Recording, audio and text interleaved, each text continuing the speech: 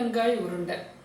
இந்த எங்களோட குடும்பங்களில் பாரம்பரியமாக செய்துட்டு வர்றது புழுங்கல் அரிசியை வறுத்து பருப்புகள் சேர்க்கறதில்ல, சும்மா சாஸ்திரத்துக்கு ஒரு 5-6 பாசி பருப்பை போட்டு ரொம்ப அட்டகா 60s 70sலலாம் இந்த பொரிவலங்காய் உருண்டை வீடுகளில் இல்லாத வீடுகளே இருக்காது.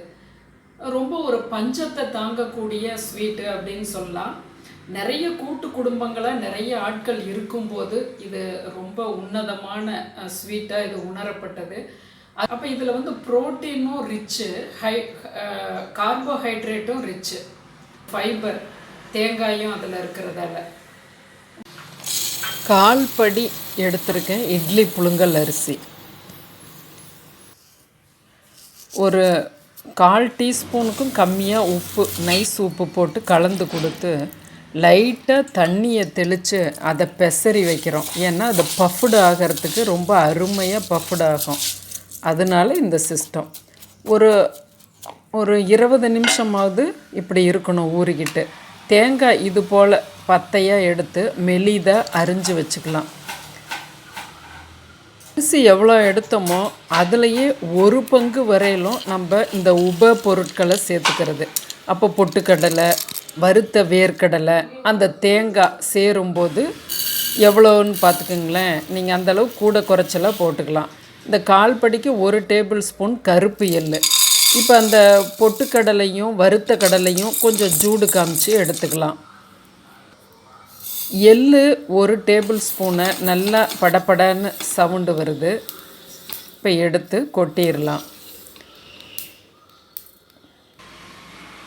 தேங்காய் சில்களை நல்லா அதனுடைய தண்ணீர் பதம் போகிற வரையிலும் ஒரு 2 நிமிஷம் வறுத்து எடுத்திங்கன்னா போதும். அதை தனியாக வச்சுக்கலாம். ஒன்றா போட்டால் அந்த கடலைகள் நமுத்து போயிடும். இப்போ அந்த அரிசியை பாருங்கள், அப்படி எடுக்கும்போது டைட்டாக இருக்குது. இதுதான் பதம். இப்போ நீங்கள் கம்மியாக அரிசி போடணும். ஆனால் வடைச்சட்டி கொஞ்சம் அகலமாக வச்சுக்கணும். அப்போ தான் பஃப்டு ஆகிறதுக்கு சரியாக இருக்கும். ஃப்ளேம் 40% ஃப்ளேமில் இருக்கணும். சிம்மில் வச்சு வறுக்கக்கூடாது. ரொம்ப ஹையாகவும் வச்சிங்கன்னா கருகிரும். ஆனால் ஃப்ளேம் இதுக்கு தேவை. பாருங்கள், கொஞ்சம் கொஞ்சமாக இப்படி நிறம் மாறுது. இன்னும் நல்லா பஃப்டு ஆகணும். கொஞ்சம் நிறமும் செமி கலராக மாறணும், மெரூன் கலராக. பாருங்கள், இது போல் செவந்து கருகக்கூடாது.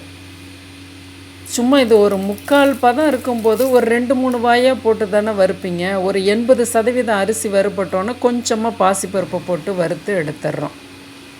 ஆற வச்சு நைஸாக, முடிஞ்ச அளவுக்கு நைஸாக அரைச்சிட்றோம். இதை சலிக்கெல்லாம் தேவையில்லை. இதை ஒரு பாத்திரத்தில் அந்த மாவை கொட்டிக்கிறோம். வறுத்த வேர்க்கடலை, பொட்டுக்கடலை, வறுத்த எள், தேங்காய். இப்போ தேங்காயை கொட்டும்போது அந்த ஜூடு இருக்காது இல்லையா, அதனால் கடலை நமுத்து போகாது. நல்லா எல்லாமே கலந்து கொடுத்துடலாம். இப்போ தலையை தட்டி 1 பங்கு வெல்லம்.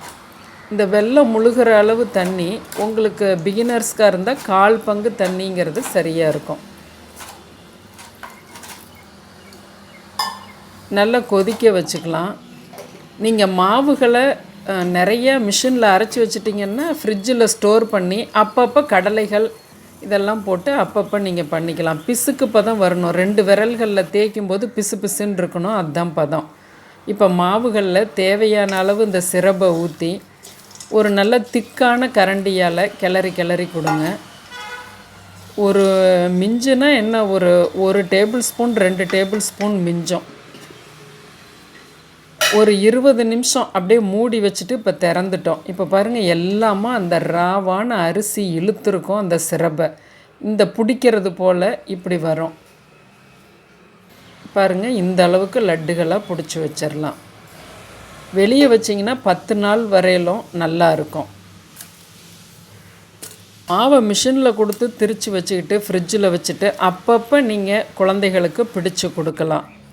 பழைய பாரம்பரிய இந்த ஸ்வீட்டை என் கணவர்கிட்ட கொடுக்குறேன். அவர் என்ன சொல்கிறார் கேளுங்க.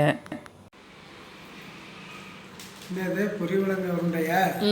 எனக்கு ரொம்ப பிடிச்சதுதான்.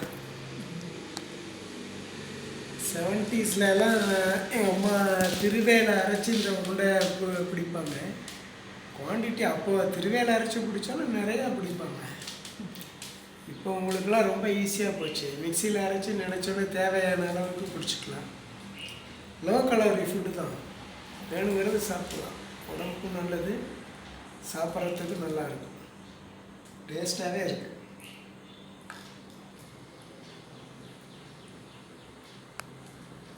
அதே டேஸ்ட் இருக்கா? நல்லா இருக்குது, அதே டேஸ்ட்டாக இருக்குது. சூப்பராக இருக்குது, சூப்பர்.